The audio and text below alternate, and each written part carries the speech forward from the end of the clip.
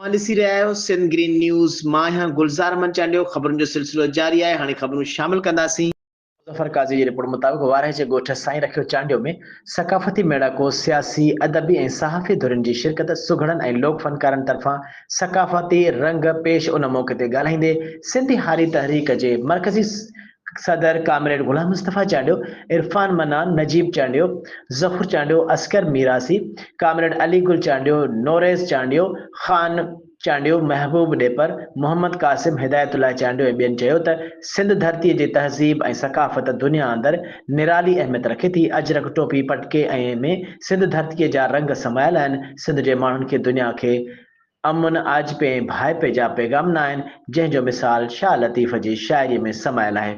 सिंध सदियुनि खां सबाझो ऐं सादो मिज़ाज रखियो आहे ऐं अहिड़ी धरतीअ खे हथ वठी जनूनियत जी बाहि में जलायो वियो आहे।